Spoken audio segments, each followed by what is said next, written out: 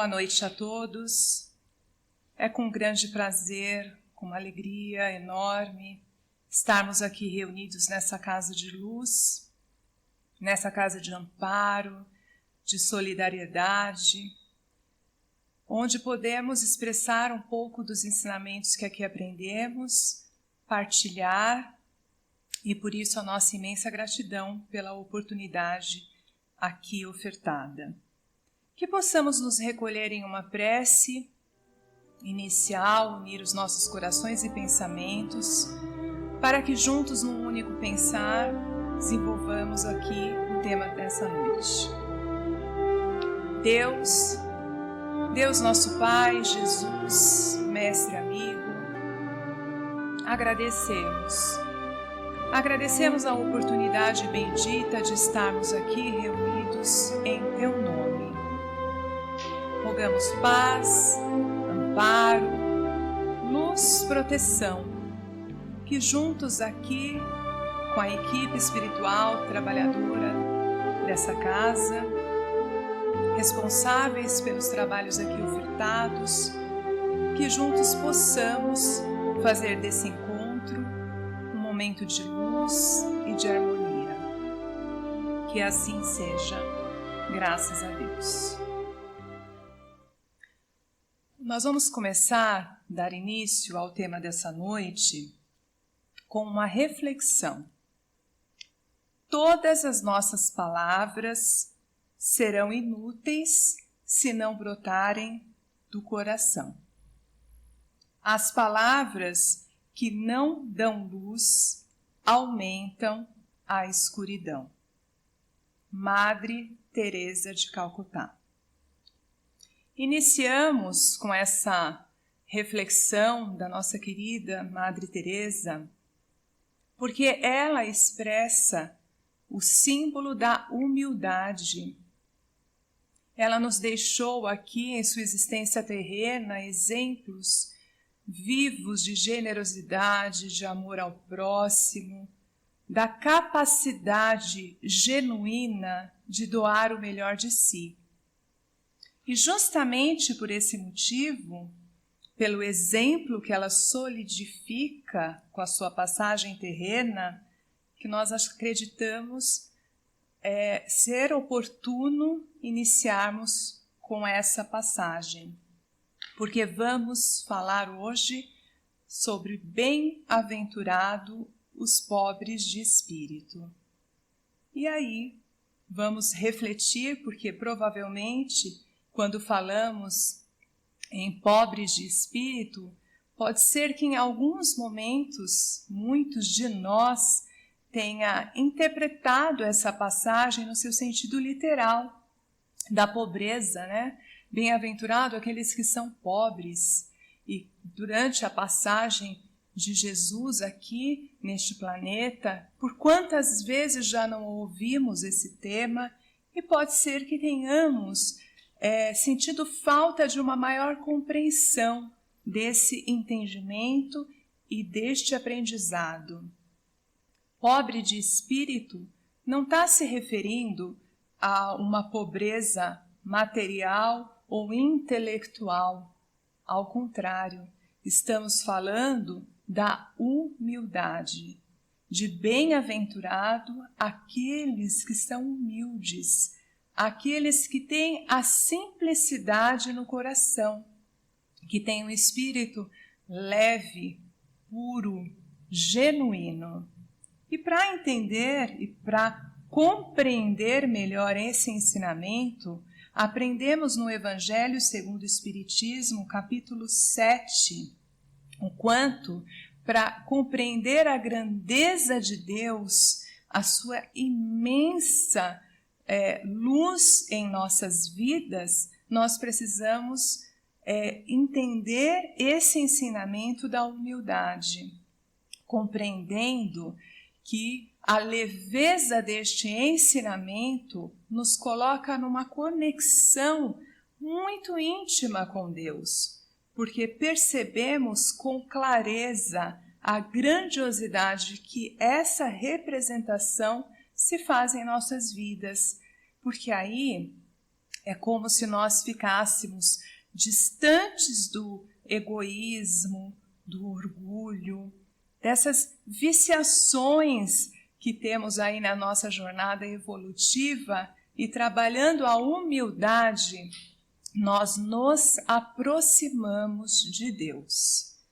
Jesus, em algumas de suas passagens, aliás, a sua passagem inteira aqui neste planeta, ela é símbolo de humildade. Essa referência é sempre muito vivida e sentida em todos os seus ensinamentos, mas alguns em especial nós conseguimos abordar esse tema de maneira sólida, de maneira mais concreta, mais exemplificada para nós, enquanto aprendizes, enquanto ali seres que estão crescendo nessa caminhada de aprendizado. Quando chegaram ali os discípulos, a Jesus e perguntou: Jesus, quem é maior entre o reino dos céus? Quem será esse maior que chegará a entrar, a alcançar o reino dos céus? E aí Jesus, ele toma como exemplo um menino e diz àqueles: observem este menino. Se vocês conseguirem ser como ele, o reino dos céus será facilmente alcançado em sua jornada. Pegando ali o exemplo da simplicidade, da ingenuidade, pegando aquele exemplo da pureza ali representada naquele menino.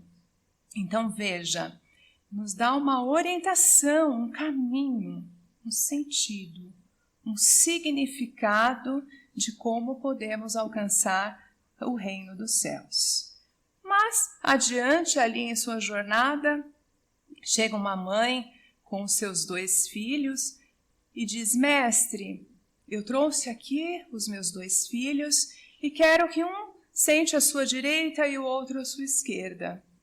E Jesus pergunta para essa mulher: mas eles hão de beber o mesmo cálice que eu tomo, Eles vão conseguir vivenciar essa jornada assim como eu faço? E a mãe prontamente diz que sim, querendo que os filhos tomem assento ali ao lado de Jesus. E aí Jesus exemplifica numa simplicidade tão grande e diz: mas o meu Pai já está preparando aqueles que ele acredita que sejam melhor representados para estarem aqui comigo. Aqueles que de fato estão mais preparados. Porque para estar com Jesus naquela jornada, seria necessário estar aberto à doação, à simplicidade, ao servir, ser um instrumento a serviço daquela obra. E nem todos aqueles que desejam estão preparados, porque esse preparo interior, ele vem do nosso ser, da nossa intimidade.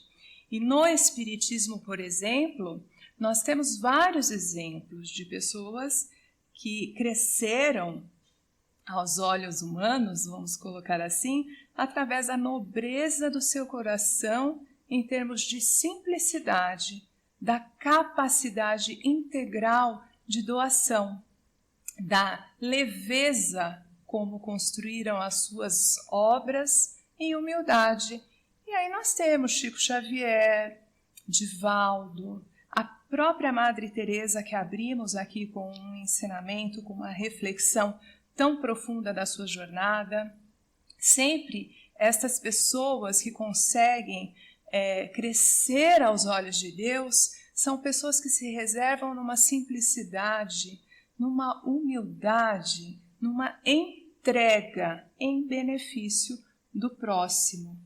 E assim, os ensinamentos eles vão sendo ofertados, e eles vão sendo direcionados em todas as passagens do Cristo, Quando, em outro momento, ele foi convidado para um jantar, na casa de um dos fariseus, e ele começou a observar que as pessoas já chegavam ali e tentavam ocupar os melhores assentos, os primeiros assentos. Ele não hesitou em passar ali a passagem, a informação de que as pessoas deveriam se reservar e, caso fossem chamados, eles poderiam tomar assento mais ali à frente, o melhor assento, mas que seria muito importante ficar distantes e aguardando, porque aquele que for humilhado será exaltado, ou seja, se eu me reservo, me coloco numa condição mais humilde, se for a indulgência daquele momento necessária, aquele ser será chamado para o melhor lugar, para o melhor assento. Então, quantos ensinamentos valiosos que nós vamos vendo aí nas passagens, né? Na história do Cristo, e quanto aprendizado nós vamos compreendendo e trazendo para a nossa existência terrena. Porque se pudermos pensar, vamos refletir um pouquinho agora sobre a nossa jornada evolutiva nesta encarnação, a partir desses ensinamentos da humildade. Imaginemos, tem algumas profissões em específico que nós vemos aí na nossa sociedade que podem ser vistas como exemplo vivo de humildade. Tomemos aí a refletir um pouquinho sobre os professores, né? Um professor, ele tem ali uma jornada grandiosa e nós reverenciamos, né? Uma tarefa de profunda doação, e quando esta pessoa se dedica a de fato a entrega, né, de alcançar o coração daquele seu aluno, e no sentido de ser um exemplo, de ser um motivador, de ser alguém que deixa toda a estrutura intelectual que tem ali, ele se reserva um pouquinho na humildade para conseguir passar o aprendizado. Porque se ele o fizer com bases no orgulho, na vaidade, ele não alcança o coração daquele aprendiz. E quantos de nós, muitas vezes, né, espero que sim, que tenhamos exemplo de professores que nos marcaram a essência do nosso ser, que nos deixaram exemplos valiosos, que serviram até como motivação numa busca profissional, né, o quanto aquela pessoa nos passou uma quantidade de energia, de vibração tão positiva que alcançou o nosso coração, e isso só acontece no exercício do amor, da humildade, da entrega. Imaginemos quando estamos, por exemplo, dedicados a um trabalho de caridade, né? Então, decidimos ali ser voluntários e trabalhamos na ajuda material daqueles necessitados. Se estamos incorporando em nosso ser aspectos de humildade, em momento algum nós vamos desvalorizar a outra pessoa, né? Em momento algum humilhar aquela pessoa que vem nos pedir auxílio. Então, se estamos imbuídos da humildade, nós conseguimos compreender a necessidade daquele que nos procura, o tratar com simplicidade, com leveza, com respeito e poder alcançar de fato aquele necessitado.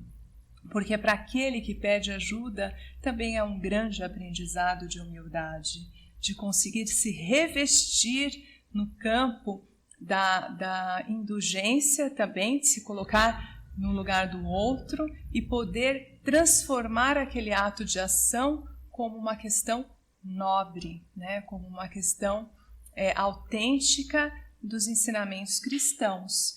Porque sempre que formos chamados a um trabalho, o maior beneficiado somos nós mesmos.